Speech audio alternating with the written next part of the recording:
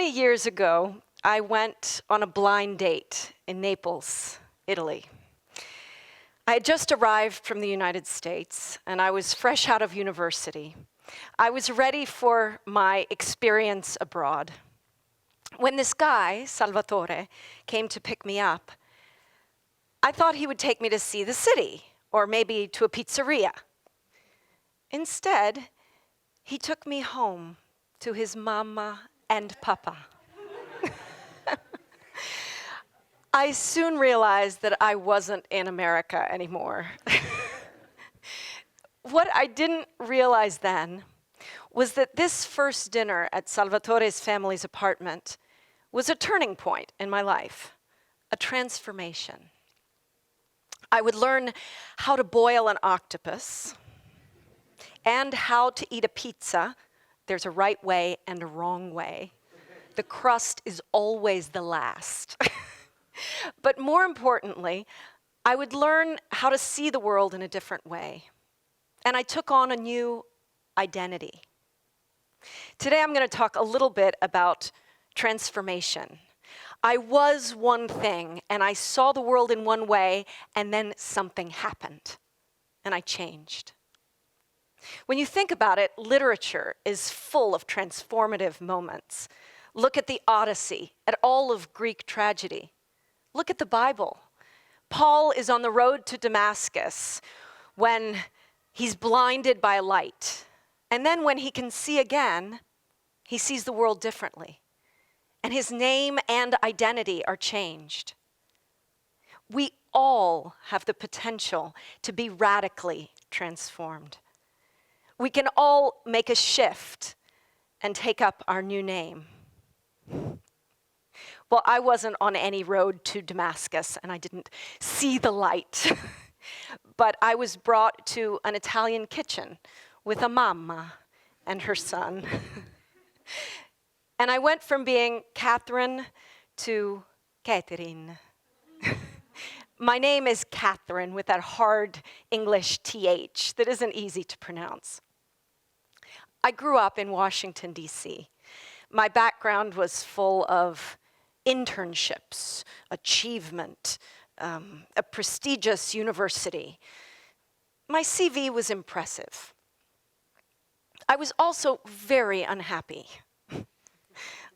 I was extremely insecure, and I struggled with an eating disorder. Basically, I didn't know how to live in my own body. I would binge on food, and then I'd eat nothing for days. I just tried so hard to manage my appetites, to manage and control them. And then, when it didn't work, I'd punish myself. Katherine, Salvatore's mother told me, assaggia. She was holding out this wooden spoon with the most divine-smelling ragu. Who was Katherine, I thought. And wasn't it odd that the mother of a 23-year-old guy that I'd just met was spoon-feeding me?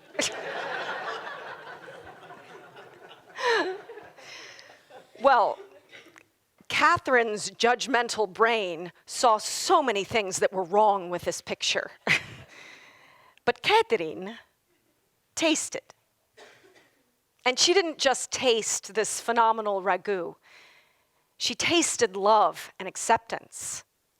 Little by little, I learned the Italian sense of carnale, living with ease and confidence in your own skin.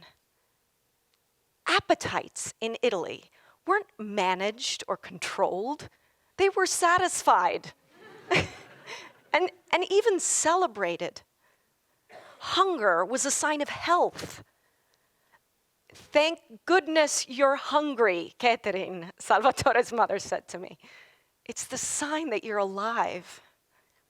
My background in America hadn't taught me to listen to my body, but to trust what I read in books or on the internet. What was written down in words, that is what was true. That is what had authority. But the more time I spent in an Italian kitchen, And as I started to learn to cook with Salvatore's mother, I let go of quantities and rational evaluations. She taught me to put the cookbooks aside. What do your hands feel, Katherine? She asked me. Trust your hands. Okay. All well and good, but what about this 23-year-old guy who was still living at home and who was often spoon-fed himself by his mother? Well, Katherine saw Salvatore as a pathetic mama's boy who really should be worrying about his internships for future employment. But Katherine saw an integral member of a tribe. The interconnectedness of Italian families was so different from the American families that I was used to. But there was nothing pathologically dependent about it. There was community and support and love. A change in identity means a change in perception. I saw the world like this, and then I saw it like this. It's one step. It's not a marathon. It's not thousands of kilometers. It's one step, and it can change your life. But there's a hitch. You have to leave what's comfortable. It is so much easier to stick with what you know, to stick with the way that you've always seen things and you've always done things. But there's a problem. You don't just stick with the ease of what you're used to. You also stick with your chains. What do I mean by chains? The things that hold you back. An old identity can keep you blocked. What are your chains? Mine were expectations, other people's, my parents, my culture's. Often they're fears. What are other people going to think of me? Sometimes it's shame from the past. I did this, or this happened to me, and so therefore that is who I am. No, it's not. That is an old identity that is keeping you chained in. You need a shift in perspective. And this doesn't necessarily mean a change in language or culture or moving to the other side of the world. It can mean a change in your professional identity. Let me explain. In the United States, I don't know if it's the same in Germany, but when you first meet someone, the first question they ask is, what do you do? And the answer is, I'm an architect, I'm an engineer. For me, the answer was, I'm an actress. But then I wrote a book.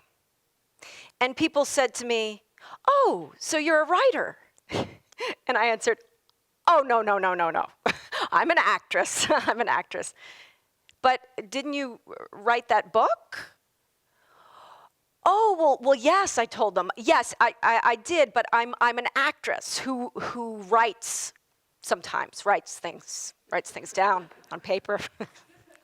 Oh, okay. It was only so much later that I realized how difficult it was for me to take on the identity, I am a writer. To even say it, I had to practice it in the mirror because I felt like a fraud.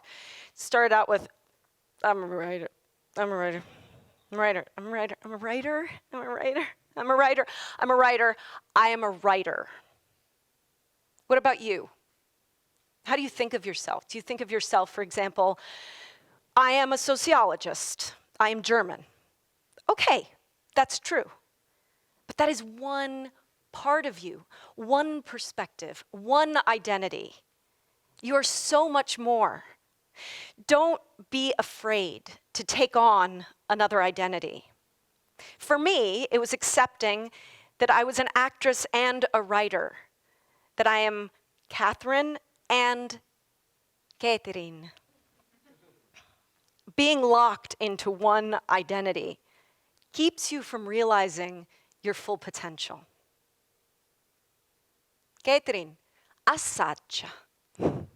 Katherine, taste. My message for you today is to take up your new name and taste. Find a new perspective. Leave your chains, whatever they are. And what you'll find is that you realize your potential. And more than that, you'll learn to trust yourself. And not just the things that you read in books or on Wikipedia, but what your senses tell you. Believe it or not, you'll learn to trust your hands. Danke.